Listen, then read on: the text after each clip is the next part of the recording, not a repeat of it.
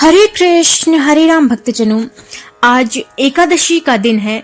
आज श्रावण मास की कृष्ण पक्ष की एकादशी है। इसका नाम कामिका एकादशी है। तो आइए इसकी कथा और महात्म्य सुनते हैं। युधिष्ठिर ने पूछा, गोविंद वासुदेव, आपको नमस्कार है। श्रावण के कृष्ण पक्ष में कौन सी एकादशी होती है, उसका वर्णन कीजिए। भगवान श्री कृष्ण बोले, हे राजन, सुनो, मैं तुम्हें एक पाप नाशक उपाख्यान सुनाता हूँ, जिसे पूर्व काल में ब्रह्मा जी ने नारद जी के पूछने पर कहा था। नारद जी ने प्रश्न किया, हे भगवान कमलाशन, मैं आपसे यह सुनना चाहता हूँ कि श्रावण के कृष्ण पक्ष में जो एकादशी होती है, उसका क्या नाम है और उसके कौन से देवता हैं तथा उसको करने से कौन सा पुण्य होता है। हे प्रभु, यह सब बताइए। ब्रह्मा जी ने कहा, हे नारद, सुनो, मैं संपूर्ण लोगों के हित की इच्छा से तुम्हारे प्रश्न का उत्तर दे रहा हूँ। श्रावण मास में जो कृष्ण पक्ष की एकादशी होती है, उसका नाम कामिका है। उसके स्मरण मात्र से वाजपेयी यज्ञ का फल मिलता है।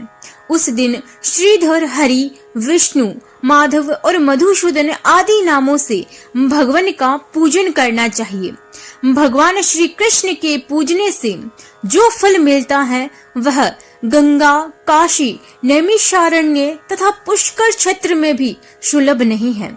सिंह राशि के बृहस्पति होने पर तथा व्यतिपात और दंड योग में गोदावरी स्नान से जिस फल की प्राप्ति होती है, वही फल भगवान श्री कृष्ण के पूजने से भी मिलता है। जो समुद्र और वन सहित समूची पृथ्वी का दान करता है तथा जो कामिका एकादशी का व्रत करता है, वे दोनों समान फल की भागी माने गए हैं। जो ब्याई हुई गाय को अनन्य सामग्रियों सहित दान करता है, उस मनुष्य को जिस फल की प्राप्ति होती है, वही कामिका का व्रत करने वालों को मिलता है। जो नरश्रेष्ठ श्रावण मास में भगवान श्रीधर का पूजन करता है, उसके द्वारा गंधर्वों और नाग सहित संपूर्ण देवताओं की पूजा हो जाती है। अतः पाप भीरू मनुष्यों को यथाशक्ति पूरा प्रयत्न करके कामिका के दिन श्री हरि का पूजन करना चाहिए। जो पाप रूपी पंख से भरे हुए संसार समुद्र में डूब रहे हैं, उनका उद्धार करने के लिए कामिका का व्रत सबसे उत्तम है। अध्यात्म विद्या परायण पुरुषों को जिस फल की प्राप्ति होती है, उससे बहुत अधिक फल कामिका व्रत का सेवन करने वालों को मिलता है। कामिका का व्रत करने वाला मनुष्य रात्रि में जागरण करके न तो कभी भयंकर यमराज का दर्शन करता है और न कभी दुर्गति में पड़ता है।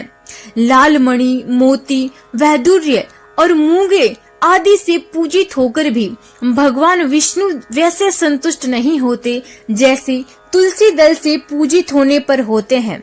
जिसने तुलसी की मंजरियों से श्री केशव का पूजन कर लिया है, उसके जन्म भर के पाप निश्चय ही नष्ट हो जाता है। जो दर्शन करने पर सारे पाप समुदाय का नाश कर देती है, स्पर्श करने पर शरीर को पवित्र बनाती है, प्रणाम करने पर रोगों का निवारण करती है, जल से सींचने पर यमराज को भी भय पहुंचाती है, आरोपित करने पर भगवान श्री कृष्ण के समीप ले जाती है और भगवान के चरणों में चढ़ाने पर मोक्ष रूपी फल प्रदान करती हैं। उस तुलसी देवी को नमस्कार है। जो मनुष्य एकादशी को दिन रात दीपदान करता है, उसके पुण्य की संख्या चित्रगुप्त भी नहीं जानते। एकादशी के दिन भगवान श्री कृष्ण के सम्मुख जिसका दीपक जलता है, उसके पितृ स्वर्ग लोक में स्थित होकर अमृत पान से तृप्त होते हैं। घी अथवा तिल के तेल से भगवान के सामने दीपक जलाकर मनुष्य देह त्याग के पश्चात करोड़ों दीपकों से पूजित स्वर्ग लोक में जाता है। भगवान श्री कृष्ण कहते हैं, युधिष्ठिर, यह तुम्हारे सामने मैंने कामिका एकादशी की महिमा का वर्णन किया है। कामिका सब पातकों को हरने वाली है। अतः मानवों को इसका व्रत अवश्य करना चाहिए। यह स्वर्ग लोक तथा महान पुण्य फल प्रदान करने वाली है। जो मनुष्य श्रद्धा के साथ इसका महात्म्य श्रवण करता है वह सब पापों से मुक्त हो श्री विष्णु लोक में जाता है। बोलिए श्री कृष्ण कन्हैया लाल की जय। अब हम कामिका एकादशी की कथा का श्रवण करेंगे। कामिका एकादशी व्रत कथा। बहुत समय पहले की बात है। एक गांव में एक क्षत्रिय रहता था।